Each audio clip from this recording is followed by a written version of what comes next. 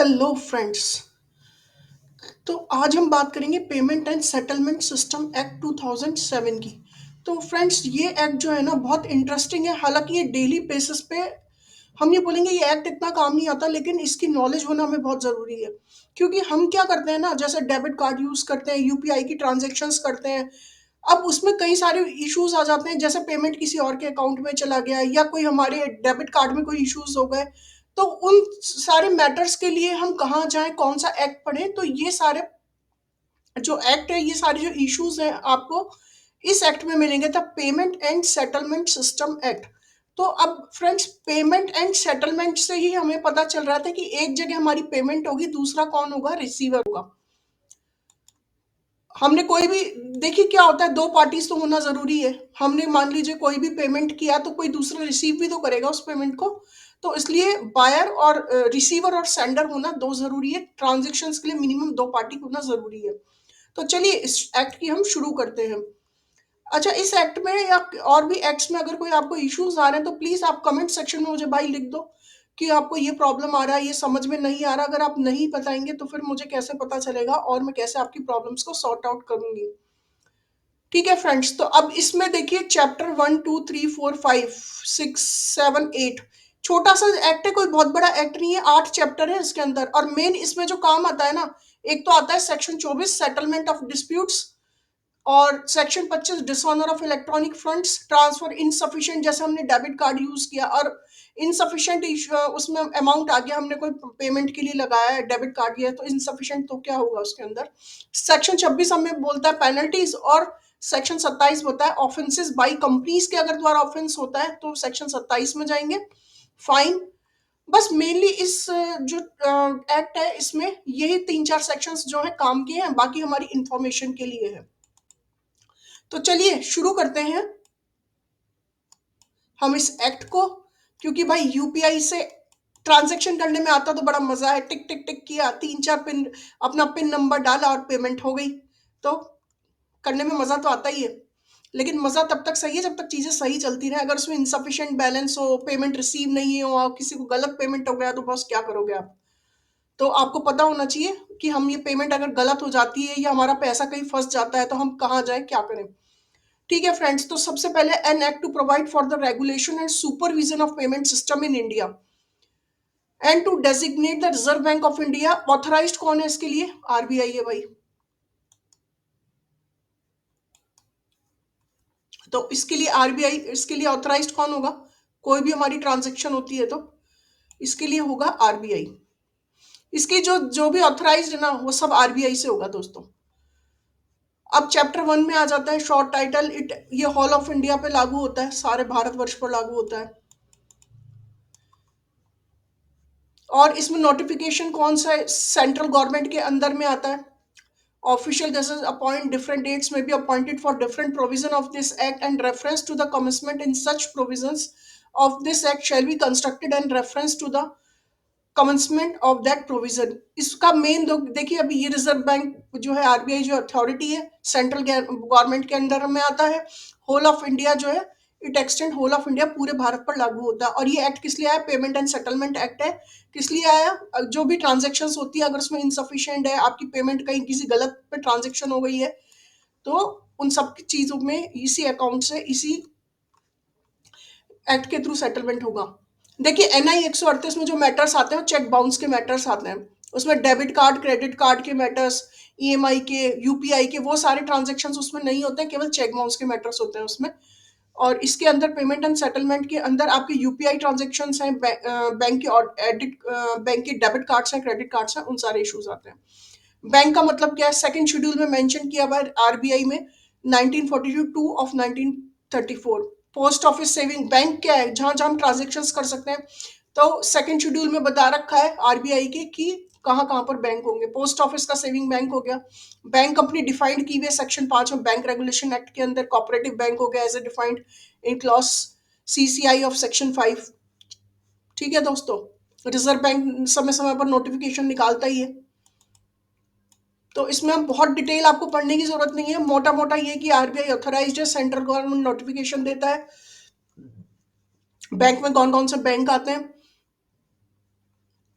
अब है derivative means an instrument to be settled at future date whose value is derived from change in interest rate, foreign exchange, credit rating, credit index, price of securities called underlying, any other line or a combination of more than one of them includes interest rate swaps. अब interest rate जो swap होती है हमारी, कभी आप जैसे home loan पे अभी आज के टाइम पे जो है 9.5% चल रहा है, ये जो इंटरेस्ट रेट है वो कौन डिसाइड करता है? वो आरबीआई डिसाइड करती है। फॉरवर्ड रेट एग्रीमेंट्स है, फॉरेन करेंसी स्वैप्स है, फॉरेन करेंसी रुपी स्वैप्स है, ऑप्शन है, foreign currency rupee option are any other instrument they may be specified by the reserve Bank of India. Bharat समय समय पर आता जाएगा, नोटिफिकेशन आते जाएंगे। अब आता है इलेक्ट्रॉनिक फंड ट्रांसफर। ये क्या होता है दोस्तों? Means any transfer of funds which is initiated by a person by way of instruction, authorisation और order to bank to debit और credit an account payment with that payment bank through electronic means includes point of sale transfer automatic teller machine. मतलब ATM की full form क्या है? Automatic teller machine. ये है हमारे ATM की full form.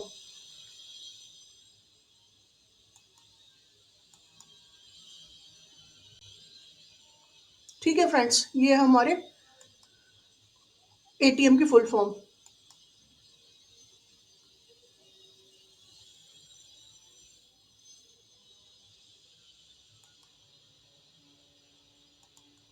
Automatic telling machine, direct deposit और withdraw fund transfer initiate by telephone, internet and card payment. ठीक है दोस्तों, तो ये तो हमारे रोजमर्रा के ट्रांजेक्शन आते हैं। जैसे हम इलेक्ट्रॉनिक फंड ट्रांसफर करते हैं, हम यूपीआई के थ्रू भी कर सकते हैं, हम डेबिट कार्ड से पैसा भी निकालते हैं, क्रेडिट कार्ड से भी पेमेंट करते हैं, एटीएम से हम पैसा निकालते हैं। तो ये सारी इलेक्ट्रॉनिक फंड ट्रांसफर में आएगा। Gross settlement system means any payment system in which settlement of funds और securities occurs on the basis of separate और इंडिविजुअल इंस्ट्रक्शंस। तो ये आ गया हमारा gross settlement system.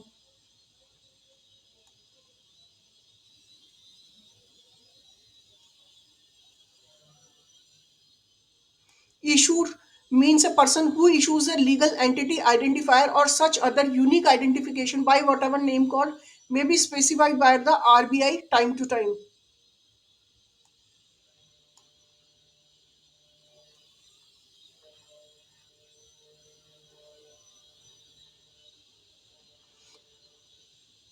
Unique identity code होते हैं assign to a person by an issue. जैसे हम यूपीआई में हम पेमेंट भी करते हैं तो उसमें देखा यूपीआई कोड भी होता है अलग से। ठीक है, जैसे अब बार कोड भी आने लग गए, एक हमारा आईडी भी होता है, यूपीआई आईडी भी होता है, आइडेंटिटी कोड, जिससे कि जो पर्सन जिसको हमें ट्रांसफर करना है या जिसके अकाउंट में पैसा, उनका एक अलग आइडेंटिफाई होता है कि उसी आईडी पर ही पैसा जाएगा। और ये Reserve Bank time to time बताता रहता है हमें।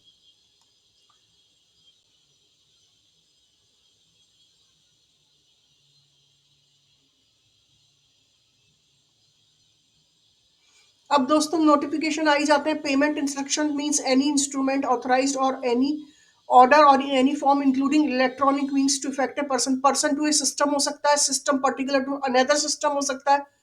ठीक है, और पर्सन टू पर्सन हो सकता है, पर्सन टू कंपनी हो सकता है, कंपनी टू पर्सन हो सकता है। ये सारे हमारे ट्रांजेक्शन हो सकते हैं।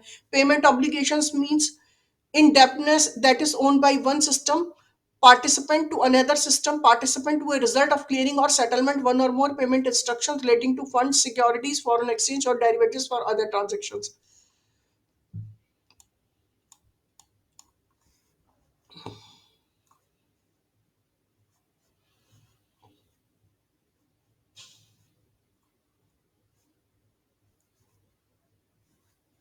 A payment system क्या है? It means that enable payment to be effected between a payer and a beneficiary involving clearing, payment, settlement services, all of them, but does not include a stock exchange. अब इसमें दोस्तों payment system में क्या क्या payment हम कर सकते हैं? क्लियर कर सकते हैं, पेमेंट को दे सकते हैं, ट्रांसफर कर सकते हैं, ठीक है, सेटल कर सकते हैं, लेकिन इसमें does not include A stock exchange, इसमें इंक्लूड नहीं होगा। अब इस पेमेंट सिस्टम में कौन कौन से ट्रांजेक्शन इंक्लूड्स हो रहे हैं? Credit card operation, debit card operation, smart card operation, money transfer operation for a similar operations.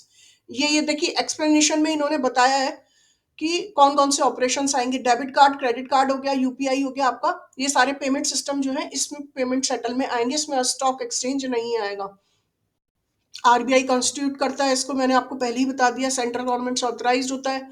Securities means the government securities as defined in the Public Debt Act 1944.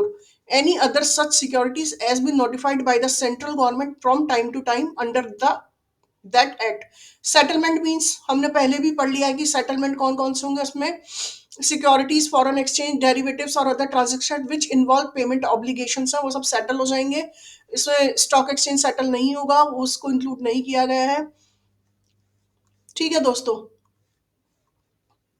System provider क्या है, means a person who operates N authorised payment system, जो इसको provide कर रहा है system को, वो system provider हो जाएगा।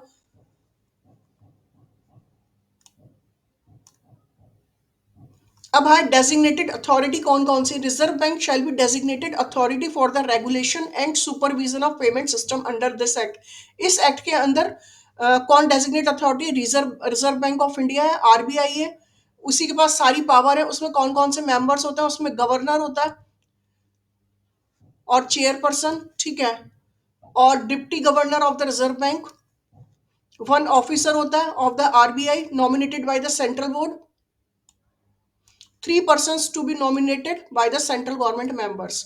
Power and function board to in subsection 2 and time and venue its meeting. The procedure to be followed in such meetings include the quorum at such meetings and other matter incidental thereto shall be such as may be prescribed. तो अब दोस्तों इसका chapter one हमारा complete हो गया। Chapter one में हमने authorise पढ़ा, आरबीआई के बारे में पढ़ा, डेफिनेशंस के बारे में पढ़ा, पेमेंट सेटलमेंट क्या होता है, बैंकिंग क्या होती है उसके बारे में पढ़ा। अब आ जाते हैं हम चैप्टर नंबर 2 पे, designated authority and it's committee. अब कौन कौन से इसमें हमने पहले पढ़ चुके हैं भाई, आरबीआई सारा करता है, सेंट्रल गवर्नमेंट से ऑथराइज होते हैं, गवर्नर होते हैं, governor Reserve Bank who shall be chairperson to the board, deputy governor not exceeding the director from the central board of the reserve Bank of India. Power and functions बता ही दिया आपको। In subsection 2 time and venue of its meeting, the procedure to be followed in such meetings and other matter incidental there to shall be such as may be prescribe, जो भी होता है schedule, ठीक है, उसके हिसाब से चलेगा।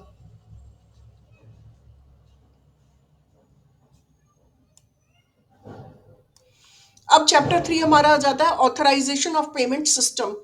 Payment system not to operate without authorisation, बिना ऑथराइज किए। देखिए अभी क्या होता है, जितने डिजिटल अरेस्ट के मैटर हो रहे हैं या फिर कोई भी हम ट्रांजैक्शन होते हैं, बार बार हमें आरबीआई अवेयर करता है, बैंकिंग से हमें अवेयर करते हैं, हमारा सीवीवी, पिन नंबर, ये सब चीजें क्या होती है, हमें किसी भी अननोन को नहीं बताना चाहिए, ना ही कोई भी अननोन नंबर पे कॉल लेनी चाहिए और ना ही किसी लिंक पे क्लिक करना चाहिए। तो ये सब दोस्तों क्या एक ऑथराइज्ड है। अगर हम इस तरह की चीजें अपना ओटीटी, अपना ओटीपी किसी के साथ शेयर करते हैं, तो देखा है आपने डिजिटल अरेस्ट के थ्रू कितने सारे अकाउंट्स खाली हो रहे हैं और कितना ज्यादा साइबर क्राइम बढ़ रहा है दोस्तों। तो वो इसी वजह से होता है। अगर हम अवेयर हैं इन सब चीजों के लिए तो हम हो सकता है इन सब चीजों से बच जाए। Payment system not to operate without authorisation, no person other than the RBI shall commence और operate a payment system except under any accordance with an authorization issued by the RBI under the provision of this। क्योंकि payment जो भी आप payment कर रहे हैं authorise system के बगैर नहीं करना चाहिए दोस्तों। The continued operation of existing payment system और commitment of this act for a period not exceeding 6 months from such commitment, 6 महीने से ज्यादा का एक्सीड नहीं करना चाहिए फ्रेंड्स उस पेमेंट में, unless with in such period the operator of such payment system obtain and authorisation under this act and application for authorisation made under section of this act is refused by the RB. 6 महीने से अगर ज्यादा का चीज हो गई है, delay हो गया है, तो उसके बाद जो है आरबीआई इसको सेक्शन 7 के अंदर रिफ्यूज कर देगा।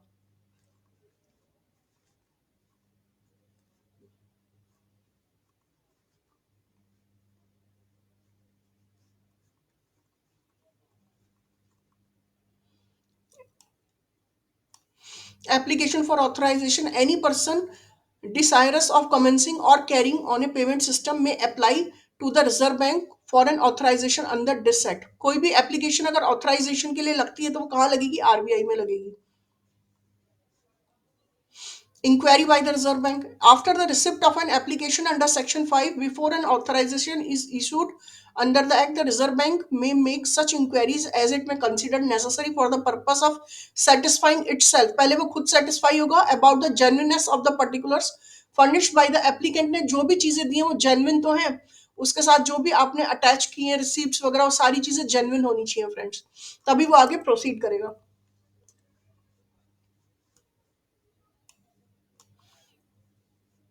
फिर आता है इशू और रिफ्यूजल ऑफ ऑथराइजेशन. अब रिजर्व बैंक में it satisfied after any inquiry under section 6 और otherwise the application is complete in all respects that in confirm to the provision of this act, regulation, issue and authorization for operating the payment system under this act having regards to the following consideration, namely need for the purpose proposed payment system or service proposed to undertake, technical standard होने चाहिए, और the design to the of the proposed payment system, terms and conditions क्या है उनकी, manner in which transfer of funds may be effected within the payment system, instruction effecting the payment obligations under the payment system. अब technical standard है वो design होने चाहिए कि payment कैसे होगा आपका, टर्म्स एंड कंडीशंस क्या रहेगी. जैसे आपने देखा कई बार पेमेंट्स करते हैं तो उसमें टर्म्स एंड कंडीशंस का एक चेक बॉक्स बना आता है, तो आप उसको क्लिक करते हैं तब वो आगे प्रोसीड करता है कि आप उन टर्म्स एंड कंडीशंस को एग्री करते हैं तभी पेमेंट आगे जाएगा, ताकि आगे प्रोसीड करेगा. Final financial status, experience of management and integrity of the applicant.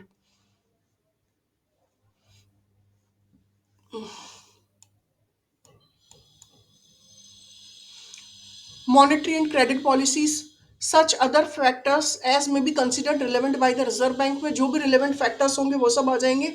Authorization issued under subsection shall be in such form as may be prescribed, shall state the date in which it effects, state the conditions subject to which the authorization shall be in force, payment of fees, if it considered necessary, require the application of furnished and securities for the proper conduct of the payment system under the provision of this act. ठीक है दोस्तों, इतना ये कोई बहुत ज़्यादा काम कुछ आने वाला नहीं है, ये सिर्फ नॉलेज के लिए है.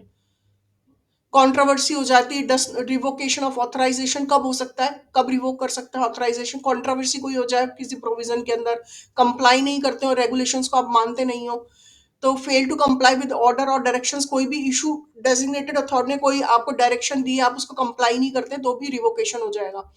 Operate the payment system contrary to the conditions subject to which the authorization was issued. The Reserve Bank may by order revoke the authorization given to such provide. अगर ये सारी चीजों में से कुछ भी है तो भी रिवोकेशन हो जाएगा. अब appeal to the central government, section 9 क्या बोलता है, any applicant for an authorisation whose application to the operation of payment system is refused. अगर मान लीजिए आपने सारी चीजें की और फिर भी उसके बाद भी आपकी एप्लीकेशन जो है वो रिफ्यूज हो गई, तो आप अपील में कहाँ जा सकते हैं, refused under section 3 of section 7 or system provider who is agreed by an order of revocation under section 8 within 30 days. जब ये आपका ऑर्डर जो है ना आपका रिफ्यूज हो जाए उसके 30 डेज के अंदर अंदर आप अपील में जा सकते हैं, appeal to the central government. ठीक है फ्रेंड्स, तो आप उसमें 30 दिन का समय दिया है, उसमें अपील में सेंट्रल गवर्नमेंट के पास जा सकते हैं. अब सेंट्रल गवर्नमेंट डिसाइड करेगी to dispose of an appeal under section L within a period of 3 months. The decision of central government on the appeal under section V final. और जो भी डिसीजन होगा सेंट्रल गवर्नमेंट का वो क्या होगा, final होगा. Regulation and supervision bye the reserve bank. तो अब इसमें पावर ही बताइए कि फॉर्मेट क्या होगा पेमेंट एंड इंस्ट्रक्शन का, साइज शेप ऑफ इंस्ट्रक्शंस क्या होगी, timing to be maintained by payment system, manner of transfer payment, manner कैसा होगा, किस तरीके से थ्रू आउट पेपर होगा, इलेक्ट्रॉनिक होगा. ठीक है, तो ये सारी चीजें आ जाएंगी इसके अंदर. Of such other standards to be compiled with the payment system generally. The criteria for membership of payment system including continuation, termination and rejection of membership. The conditions subject to which the system particular shall participate in such fund transfer and the right and obligation of the system participant in such funds. उसमें जो भी conditions दी होंगी system to which the system participate shall participate in such fund transfer, right and obligation of the system participate in such funds. अच्छा, bank क्या है, 10A क्या बोलता है, ये bank etcetera not to impose charge for using electronic modes of payment. Notwithstanding anything contained in this act, no bank or system provider shall impose, shall impose नहीं कर सकता है उसको, whether directly or indirectly any charge upon a person making or receiving a payment पे electronic mode of payment prescribed section 269 SU of the income tax act में आप वो आपको कोई बर्डन नहीं डाल सकता, कोई प्रेशर नहीं दे सकता, इम्पोज नहीं कर सकता है इस चार्जेस के लिए।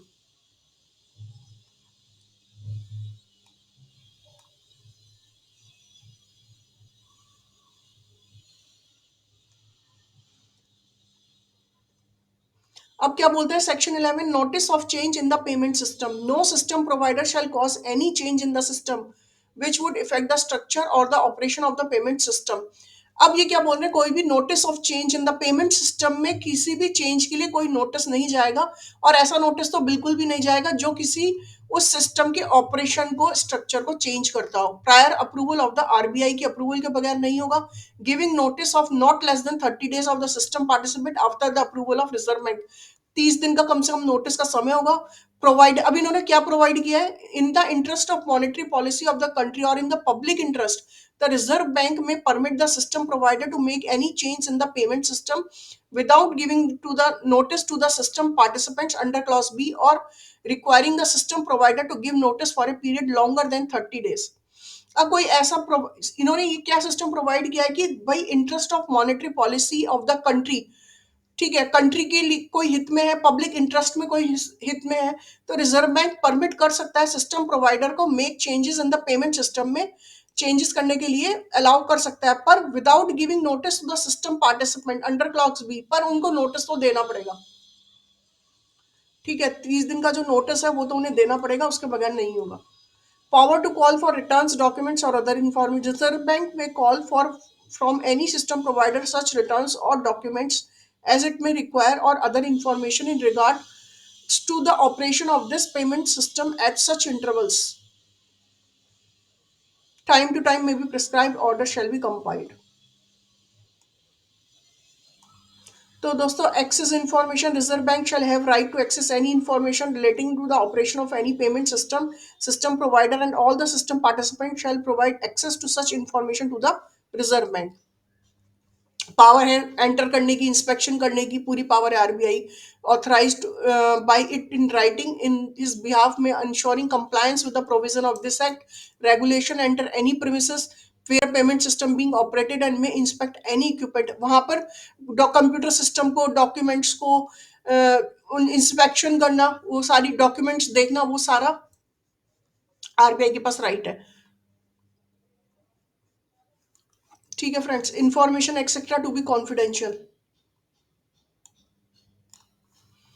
अब क्या है, power to carry out audit and inspection, reserve bank के पास वो भी राइट है, तो out is function under this act, conducted audits and inspection of a payment system में पार्टिसिपेंट्स है, सिस्टम प्रोवाइडर है, system participants to assist the reserve bank to carry out such audit और इंस्पेक्शन भी, audit भी कर सकता है और इंस्पेक्शन भी कर सकता है, पूरी पावर है उसके पास। Power to issue direction, Reserve bank के पास क्या है, पावर इशू करने के डायरेक्शन है पेमेंट सिस्टम में, सिस्टम पार्ट्स एंगेजिंग इन और about to engage in any act likely to result in system risk being inadequately controlled। कोई भी एक्शन दे सकता है, इंस्पेक्शन कर सकता है, ऑडिट कर सकता है, डायरेक्शन इश्यूज कर सकता है, तो opinion of the reserve bank to remedy the situations. ठीक है, अब इसमें भी डायरेक्शन ही देगा, उसका यही काम है, directions to reserve bank to be compiled with every person to whom a direction has been issued by the RBI until shall comply with such directions without any delay and a report of compliance shall be furnished to the RBI within the time allowed by it। जितने time उन्होंने allow किया उस time में आप उसको report compliance कर देंगे।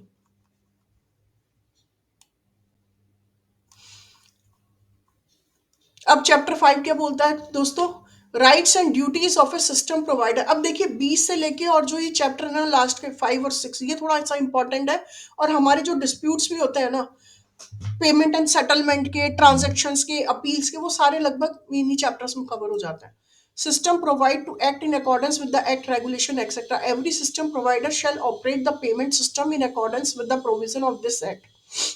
तो contract governing the relationship among the system participants, rules and regulations which deal with the operation of the payment system and conditions authorize is issue and the direction given by the RBI ने जो time to time directions दिए हैं, regulations, rules बनाया, उनको पालना करनी होगी। Duties of A system provider क्या है, disclose to the existing or potential system participant terms and conditions including charges and limitation liability under the payment है, copies of the rules regulations governing the operation of payment system netting arrangement and other relevant documents है, वो सारे इसको RBI को दिखाने होंगे. Shall be duty of every system to maintain the standard determined under this act. उनको सारी चीजें क्या होगी, डॉक्यूमेंटेशन है, सिस्टम है, स्ट्रक्चर है, वो सारा एग्रीमेंट टर्म्स एंड कंडीशन वो सारा मेंटेन करना होगा, maintain the standard. Duty to keep documents in the payment system confidential section 22 बोलता है, a system provider shall not disclose any other person the exist और contents contents of any document are part of therefore of other information given by a system participant except where such disclosure is required under the provision of this act. Disclosure is made with the express or implied consent of the payment participant concerned or with such document is in obedience to the order passed by a court to competent jurisdiction of a statutory authority in exercise to the power conferred by a statute. ठीक है, तो अब duty to keep documents in the payment system confidential. जब हम कोई भी payment करते हैं फ्रेंड्स, मान लीजिए हमारी कोई जनरली आधार कार्ड या पैन कार्ड ही मांग लिया हमसे, तो हमारी जो वो डिटेल है ना, वो कॉन्फिडेंशियल रखनी चाहिए जिसको हम दे रहे हैं सिस्टम प्रोवाइडर को. वो ये नहीं कि हमारी डिटेल का जो डाटा होता है वो कहीं बाहर दूसरे को बेच दे कुछ भी हो, तो वो सब जो है कॉन्फिडेंशियल होना चाहिए. Provision of the Bankers Book Evidence Act 1891 shall apply in relation to the information or document or other books in whatever form maintained by the system provider. अब ये सारे जो भी प्रोविजंस हैं वो किस में दे रखे हैं, बुक एविडेंस एक्ट में दे रखे हैं. Settlement and netting. तो दोस्तों अब यहाँ से थोड़ा सा ना ये जो टॉपिक है, ये एक्ट है, अब थोड़ा आपको पढ़ने में मजा आएगा, समझने में भी मजा आएगा और थोड़ा सा इंटरेस्टिंग भी लगेगा. तो एक तो कोई भी जब हम एक्ट पढ़ते हैं ना, तो आप उस एक्ट को हमेशा खोल के रखिए और साथ में कॉपी और नोट्स लिखिए, ताकि आपको बहुत चीज हर चीज जो है ना बार बार देखनी ना पड़े. ओपन करके आप एक नोट्स बनाए, उसमें मोटी मोटी चीजें लिख दें कि भाई ये मेन मेन इसकी चीज है, काम की चीजें ये क्या है. तो आपको इससे क्या आएगा, एक तो रिविजन जल्दी होगा और टाइम भी बचेगा और थोड़ा चीजें समझ में भी आएंगी और फालतू की चीजों पे टाइम वेस्ट नहीं होगा. Settlement and netting section 23, the payment obligation and settlement instructions among the system participant shall be determined in accordance with the gross or netting procedure. Case may be approved by the RBI while issuing authorization to a payment system under Section 7. Such gross netting procedure may be approved it by. अब जो भी settlement और netting system है वो क्या है, सब जो है आरबीआई ने अप्रूव किया, उसी के अकॉर्डिंग चलेंगे हम. तो अब इसमें system participant is declared as insolvent और डिसॉल्व और वाउंड अप हो रही है, कोई कंपनी डिसॉल्व हो रही है, इंसॉल्वेंट हो रहा है, तो उसके लिए क्या अदर कौन सी ट्रिब्यूनल है वो जाएंगे. Liquidator receiver assigning provisional otherwise appointed proceeding relationship to insolvency dissolution winding up system participant. अब मान लीजिए मैं इसका एग्जांपल देती हूँ आपको, तो दोस्तों आपको ये बहुत इजीली समझ में आ जाएगा कि हम लिक्विडेटर रिसीवर और साइनी की क्या बात करें, इंसॉल्वेंसी की हम क्या बात करें, डिसॉल्यूशन. मान लीजिए आपने कोई भी किसी बिल्डर से कोई फ्लैट खरीदा दोस्तों, ठीक है. अब उसने जब फ्लैट खरीद रहे थे, आपसे डाउन पेमेंट भी ले लिया, आपकी किस्तें भी चालू हो गई, बैंक वाले ईएमआई भी कट रहे हैं, ठीक है. और अब फ्लैट को आपका ईएमआई बढ़ते बढ़ते 2 साल हो गए फ्रेंड्स, पर लेकिन क्या हो रहा है, ये आपका जो पेमेंट हुआ है, इंसॉल्वेंसी हुई है, आपके पेमेंट जो भी आपको फ्लैट है पर उसका जो है आपको पोजीशन नहीं मिल रहा है, और वहां पे इवन स्ट्रक्चर ही शुरू नहीं हुआ है, अभी बस बातें ही चल रही हैं, यहाँ पे ये होगा वहां पे वो होगा, पर हुआ कुछ नहीं, धरती पे कुछ नहीं दिख रहा है. तो क्या होता है कि जब हमारे रिसीवर असाइन होते हैं, हमारी कोई भी प्रॉब्लम्स हो, ठीक है, हम कोर्ट के पास जब जाते हैं, तो अब जब बंच ऑफ मैटर्स ऐसे हो जाते हैं ना, तो कोर्ट क्या करती है, उन बिल्डर से या कोई भी जो जहाँ पे भी आपकी ट्रांजेक्शन अटकी हुई है ना, वहां पे उनके पास में जो है एक आपको अपॉइंट हो जाएगा रिसीवर, ठीक है, एक रिसीवर अपॉइंट हो जाता है जो कि उस डिसोल्यूशन को, उस प्रॉब्लम्स को वाइंड अप करेगा, आप उनसे रिकवरी करेगा, पैसे लेगा, और फिर एज सिस्टम वो अपने जो भी पार्टीज हैं जिनका पैसा फंसा हुआ है उनको देगा. Then now with stand anything contain in the banking regulation act 1949 और द कंपनीज एक्ट में भी बताया, insolvency in bankruptcy code any other law for the time being in force, such other shall not affect any settlement that has become final, irrevocable, revocable prior to such order or immediately thereafter, and the right of the system provider to appropriate collateral contribution by the system participants towards in settlement other obligations। ठीक है friends, तो insolvency होती है या ये जहां से मतलब आपका पैसा फंस गया ना पर निकल नहीं रहा, और सामने वाला भी बोलता है कि भाई मेरे पास पैसा नहीं है, तो उस कंडीशन में क्या करेंगे आप? तो उस कंडीशन में क्या होता है, कोर्ट जो है एक रिसीवर अपॉइंट कर देती है, जो कि उस सिस्टर को उस सिस्टम से जो है आपको पैसा लेता है। ठीक है, उसको दूसरे सिस्टम सॉल्व करेगी, रिसीवर होंगे तो वो क्या करेगी, उस प्रॉपर्टी को जो है वो ऑक्शन में डालेगी, ऑक्शन में जो खरीदेगा उससे जो पैसा आएगा तो उससे रिकवरी हो जाएगी। Where an order refer to in subsection 4 is made with respect to central counterparty then notwithstanding such other or anything contained in the Banking Regulation Act 1949। अब दोस्तों ये वैसे इतने इंपॉर्टेंट है नहीं, ठीक है, ये इतना इंपॉर्टेंट नहीं है। अब इंपॉर्टेंट जो चीजें आ रही है वो आ रही है सेक्शन 23A, सेक्शन 23-24, ये सारी इंपॉर्टेंट है। Protection of funds collected from customers. अब देखिए, जो कस्टमर से फंड कलेक्ट हुआ है ना, उसकी प्रोटेक्शन कैसे होगी, उसके लिए आरबीआई ने कुछ रूल्स बनाए हुए हैं। इन पब्लिक इंटरेस्ट में है, इंटरेस्ट ऑफ कस्टमर्स में है डेजिग्नेटेड पेमेंट सिस्टम, और to prevent the affairs of such designated payment systems from being conducted in manner prejudicial to the interest of its customer require system provider of such payment system। ठीक है, protection of funds collect from customer से जो भी funds collect हुए हैं, तो RBI ने उसके लिए रूल बना रखे हैं ताकि कस्टमर्स का जो है इंटरेस्ट है वो सेव रहे, सिक्योर रहे। Deposit and keep deposit in separate account और account held in schedule commercial banks. ठीक है, इसके लिए जो कमर्शियल बैंक्स होते हैं उनके कमर्शियल बैंक मतलब इनमें जो बैंक होते हैं ना उसमें सेपरेट अकाउंट होता है जिसमें आपका डिपॉजिट रखा जाता है।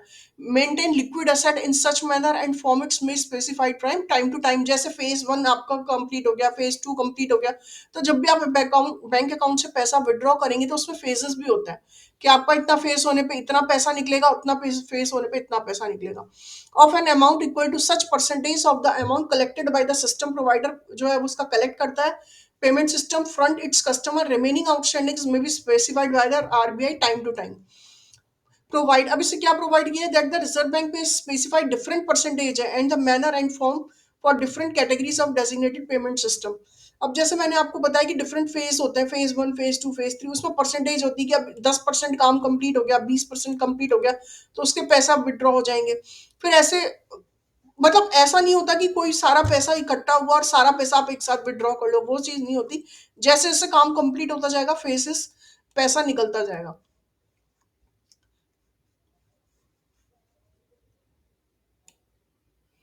अब फ्रेंड्स ये जो चैप्टर है ना ये ज्यादा इंपॉर्टेंट आ रहा है हमारा, चैप्टर 6 सेटलमेंट एंड डिस्प्यूट। आप ये देखिए जो भी पूरा एक्ट है ना बॉस, पूरा एक्ट वो इन्हीं सेक्शंस पर डिपेंड करता है और यही मेन सेक्शंस काम आते हैं हमारे।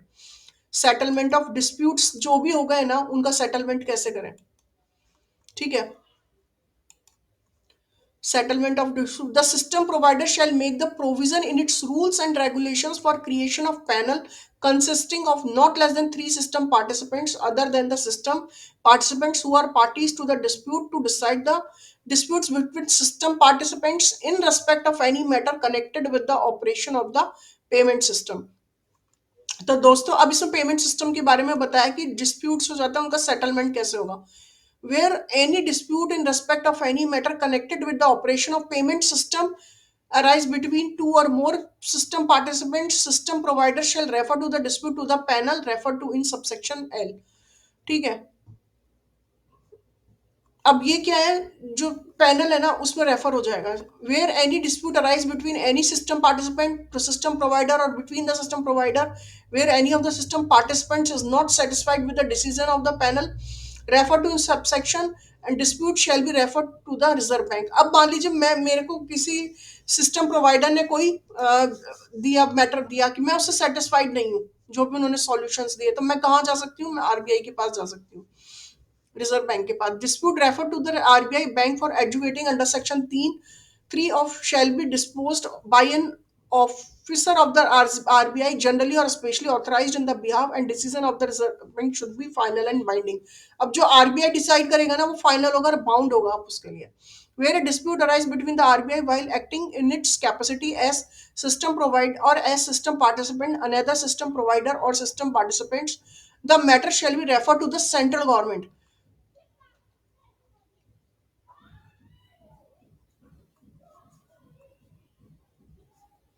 which may authorize an officer not below the rank of joint secretary or settlement of the dispute, and the decision of such officer shall be final.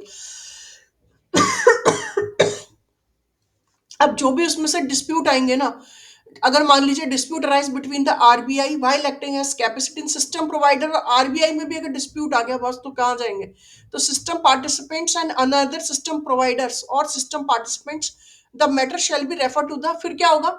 मान लीजिए इन्होंने तो आरबीआई को भेज दिया, आरबीआई जो है फाइनल है, पर आप उससे भी सहमत नहीं हो, तो फिर कहाँ जाओगे? आप सेंट्रल गवर्नमेंट के पास जाओगे, और सेंट्रल गवर्नमेंट क्या करेगी? एक ऑथराइज करेगी ऑफिसर को not the below the rank of joint secretary for the settlement of the dispute, and the decision of such officer shall be final। और जो वो डिसीजन देगा ना, वो क्या होगा? आपका फाइनल होगा। अब dishonour of electronic funds for insufficiency etcetera of funds in the account. हाँ, दोस्तों अब ये जो है ना सेक्शन, ये थोड़ा इंपॉर्टेंट है, डिसऑनर ऑफ इलेक्ट्रॉनिक फंड्स। ठीक है। अब देखिए, रोज रोज टक टक टक करने में, पिन डाल के शॉपिंग करने का तो मजा आता ही है, ना कोई झंझट ना कुछ, बस चार और पिन डाली और आपकी ट्रांजैक्शन कंप्लीट। तो electronic fund initiated by a person from an account maintained by him cannot be executed on the ground that the amount of money standing to the credit of that amount is insufficient to the owner of transfer instruction, or it that exceed the amount arranged to be paid from the account by an agreement made with the bank. Such person shall be deemed to have committed an offense and shall, without prejudice to any other provision of this act, be punished with imprisonment for a term which may extend 2 years, जो 2 साल सकती है हो सकती है, और उसमें fine भी लग सकता है। और उसमें क्या हो सकता है? विच may extend twice the amount of the electronic funds transfer और बोथ। तो दोस्तों अब क्या है, अगर मान लीजिए आपने कोई ट्रांजेक्शन किया, ठीक है, और ट्रांजेक्शन तो हो गई, पर उसमें अब क्या दिखा रहा है? अमाउंट इनसफिशिएंट दिखा रहा है, that account by an agreement made with the bank, such person shall be deemed to be have committed as offense। अब वो क्या हो गया? एक ऑफेंस हो जाएगा आपके लिए, और उसमें सजा क्या है? 2 साल तक की है, और फाइन भी हो सकता है, और मे एक्सटेंड, जो भी अमाउंट आप ना, आपका ट्रांजेक्शन, उसके दोगुने राशि तक का भी आपको पेमेंट करना सकता है, provided that nothing content in this section shall apply unless. तो electronic fund transfer was initiated for a payment of any amount of money to another person for the discharge in whole और in part of any डेप्ट और other liability के लिए आपको पे होना चाहिए वो। ठीक है। किसी और चीज के लिए पे होगा तो उसमें नहीं आएगा। प्रोवाइड किसके लिए करेंगे? Any electronic fund transfer was initiated for the payment of any amount of money to another person. दूसरे को हम जो भी कोई पेमेंट कर रहे हो, किस लिए कर रहे हैं?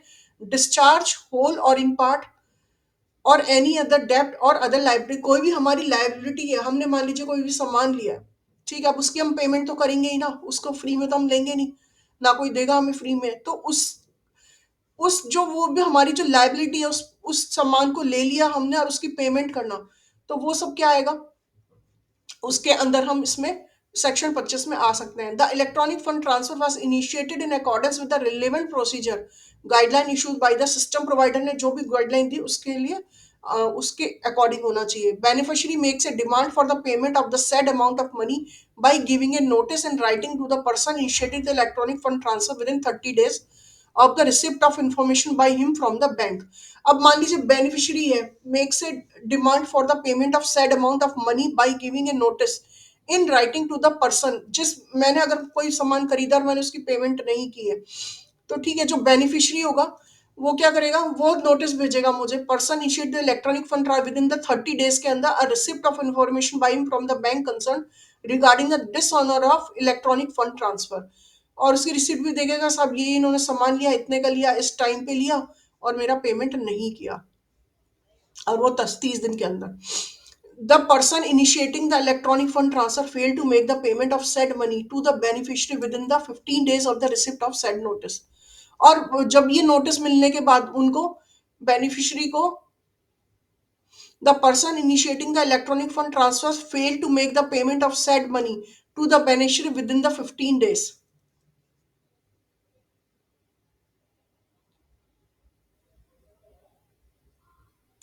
कितने में? With in 50 days of the receipt of fund. Notice मिलने के 15 दिन के अंदर भैया वो पेमेंट कर दो, नहीं तो उचित कार्रवाई होगी आपके ऊपर।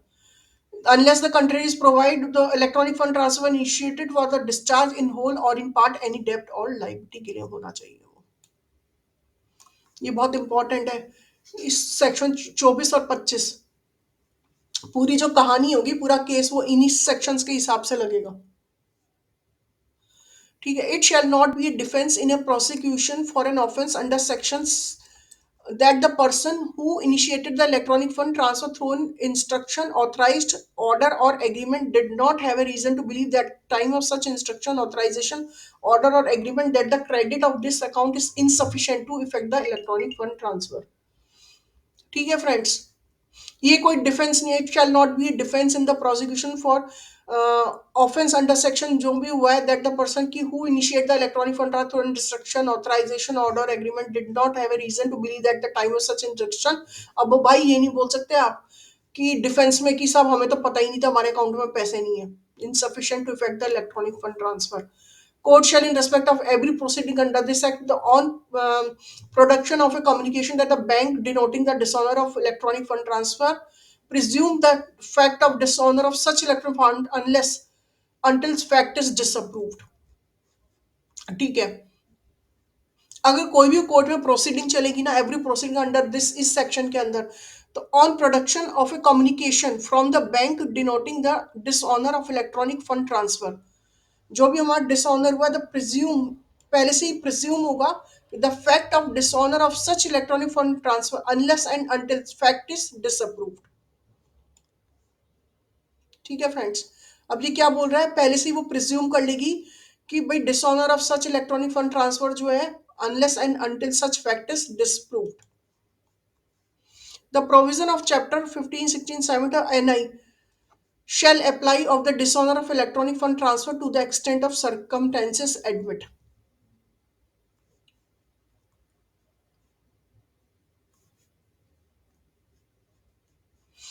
Explanation: for the purpose of this section, debt or other liability means a legally enforceable debt or other liability, as case may be। भाई डेप्ट और अदर लाइबिलिटी क्या होगी? लीगली एनफोर्सेबल होनी चाहिए वो। ठीक है। आप किसी से कोई सामान लो और उसका पेमेंट का, पर सामान भी ऐसा होना चाहिए जो लीगल हो। ठीक है। कोई ऐसा नहीं, इलीगल सामान नहीं होना चाहिए, चरस गांव से खरीद लिया उसकी पेमेंट कर रहे हैं, तो ऐसा इलीगल सामान नहीं होना चाहिए। तो सामान लीगल होना चाहिए, लीगल वैल्यूज होनी चाहिए, लीगल एनफोर्सेबल होना चाहिए, वही चीजें इसमें आएंगी।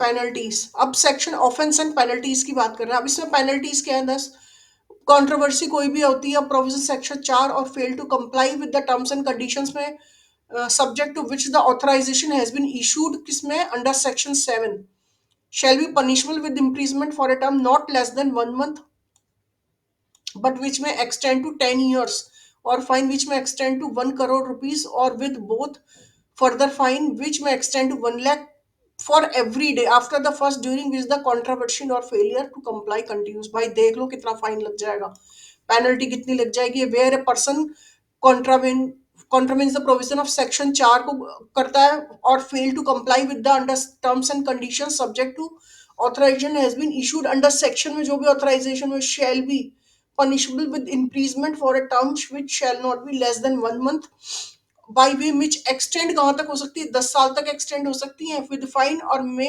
extend to 1 crore rupees और both।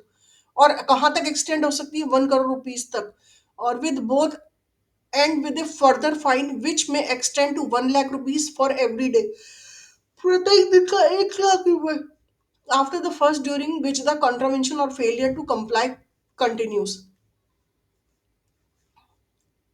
ठीक है फ्रेंड्स, ये हो गई हमारी offences and penalties.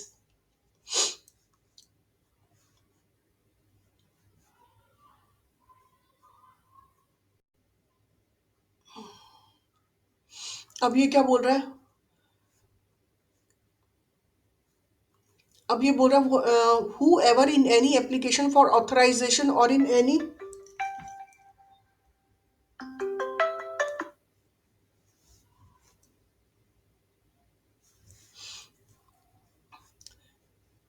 required to be furnished by or under any or for the purpose of any provision is that willfully make statement which is false in any material, particularly knowing it to be false, willfully omit to make a material statement which may extend to 3 years and shall be liable to fine, or which shall not be less than 10 lakh rupees, or which may extend to 50 lakh rupees तक जा सकता है. ठीक है friends, ये हमारे penalties लग सकती हैं.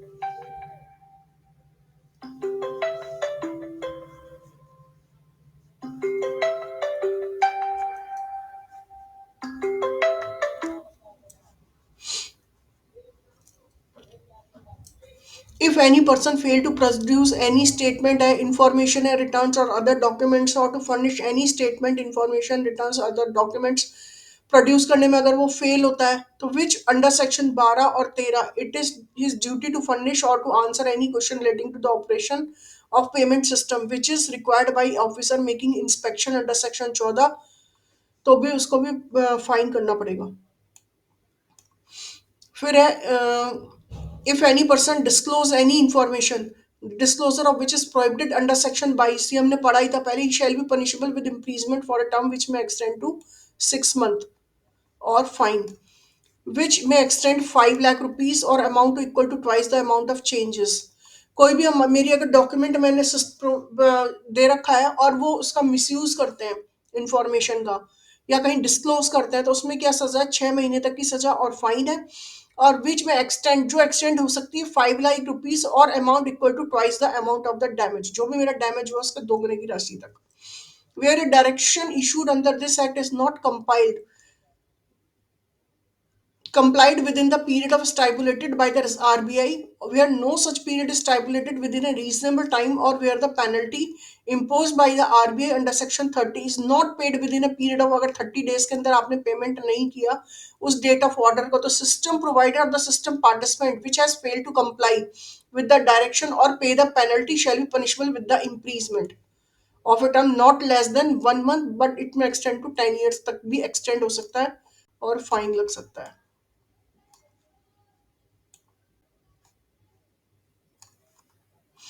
which may extend to 1 crore rupees or both, and where the failure to comply with the direction continues, or further fine which may extend to 1 lakh rupees for every day or after the first during which the contravention continues. ठीक है friends, अब ये इसमें offence by companies, अगर मान लो section 27 से बोलता है यही ऑफेंस अगर कंपनी के द्वारा हो तो क्या होगा? Where a person committing a contravention of any of the provision of this act, any regulation और डायरेक्शन और order made there under in the company, every person who at the time of contravention and in case charge of which was and was responsible to the company for the conduct of business of the company, as well as the company shall be guilty of the contravention and shall be liable to proceed against and punished accordingly. ठीक है, जो भी company के अंदर पे जो भी contravention होती है time to time, in charge was responsible, जो उस कंपनी के लिए रिस्पॉन्सिबल होगा, कंडक्ट ऑफ बिजनेस करता होगा, तो उसको पनिश किया जाएगा. प्रोवाइड, अब इसमें क्या प्रोवाइड किया? The nothing contained in this subsection shall render any such liable to punishment proves the contravention of took place without his knowledge or exercise the duly diligence और टू प्रिवेंट सच. अगर वो ये बोलता है कि भाई ये सब हुआ है लेकिन मेरी मुझे इसकी पता ही नहीं था, इस कॉन्ट्रोवेशन का मेरी नॉलेज के बगैर हुआ है, due to all diligence to prevent such contravention. Anything contained in subsection where a contravention of any of the provision of this act, regulation, direction, or order made thereunder has been committed by a company, it is provided that the contravention has taken place with the consent or convenience of or its attributable to any neglect of on the part of any director, manager, secretary, or other officer of the company. अब for the purpose of this section, company means any body, corporate includes a firm, other association, individual, से सब पता ही है हमें. Director firm में means a partner in the firm. अब है सेक्शन 28 बोलता है cognize cognizance of offence, no court shall take cognizance of an offence punishable under this act except upon a complaint in writing made by an officer of the RBI. जब writing में complaint देगा generally और specifically authorised by writing in behalf and no court lower that और MM से कम की कोई और judicial magistrate of the first class shall try any such offence. और सबसे पहले किस कोर्ट में जाएंगे, एमएम में जाएंगे, और फर्स्ट क्लास जो जज होगा ना उसके कोर्ट में जाएंगे ये।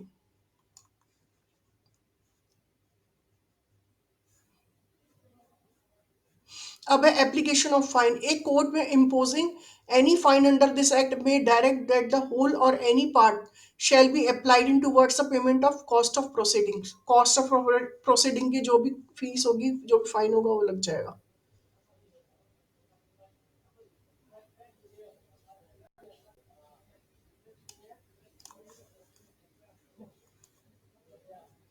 Power of reserve bank to impose सब आरबीआई का सेंट्रल गवर्नमेंट से ऑथराइज होता है सारी चीजें।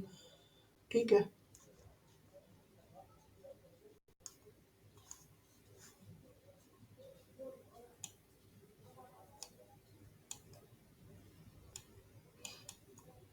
अब any penalty imposed by the RBI under this section shall be liable within a period of 30 days, period of 30 days from the date on which notice issued by the RBI demanding payment of the sum is served on the defaulter, and event of failure of the person to pay sum within such period may be recovered or direction made by principal civil court के पास जाएगा ये matter, where the registered office of the defaulter company or the official business of the person is situated। Reserve bank cover कर लेगा इस amount of penalty को, debiting the current account if any of the defaulter were liquidating such securities held to the credit of the defaulter।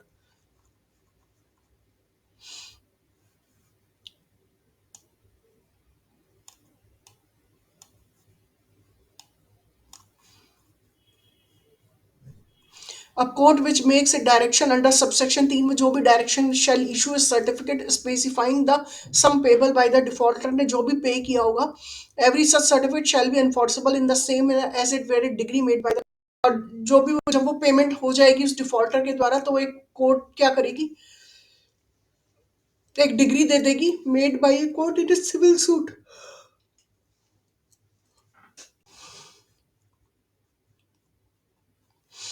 Power to compound of offense। Any offense punishable under this act or any contravention not being an offense punishable with imprisonment only, with imprisonment also with fine, may on receipt of application from the person committing such contravention either before or after the institution of an proceeding compounded by an officer of the RBI duly authorized by his behalf। और उसके जो RBI के behalf पे जो officer होगा वो करेगा।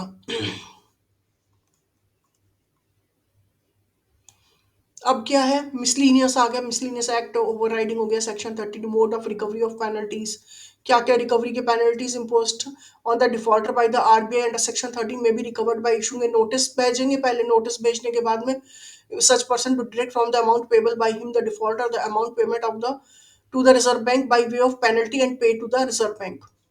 जो भी पेनल्टी पे करेंगे वो कहाँ जाएगी, रिजर्व बैंक के पास जाएगी।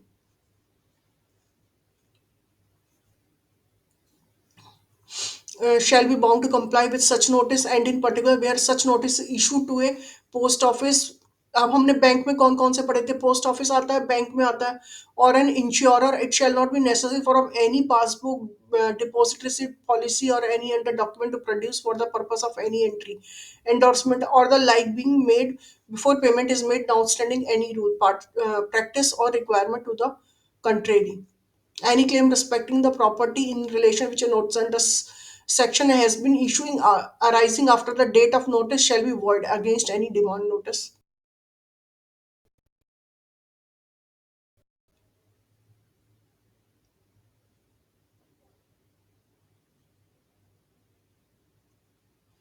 अच्छा, कोई भी हम क्लेम करते हैं respecting any property in relation to which a notice under this section has been issue arising after date of notice shall be void, वो क्या हो जाएगा, आप डेट नोटिस डेट के बाद में कोई भी क्लेम होता है वो क्या void हो जाए against any demand content in the notice.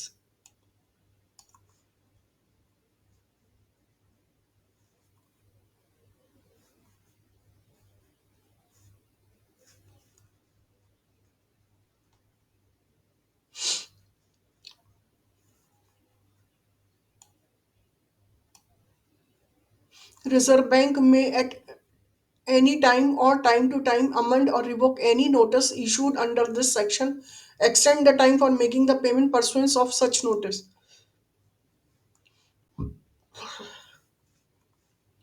Act not to apply to stock exchange और clearing corporate of stock exchange. Stock exchange पे ये एक्ट जो है अप्लाई नहीं होगा.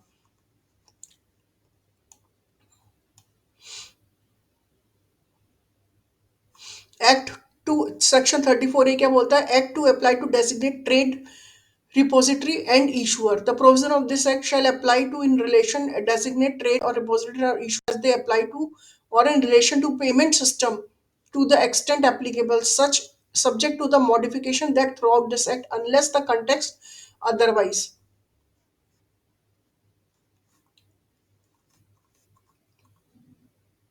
Power of Reserve Bank not to apply to international financial services. Power of Reserve Bank की है कि वो not to apply to international financial services. IFSC. Notwithstanding anything contained in any other law for timing in force, the power exercised by the RBI under this shall not extend to the International Financial Services Center set up under Section 18 of the Special Economic Zones Act.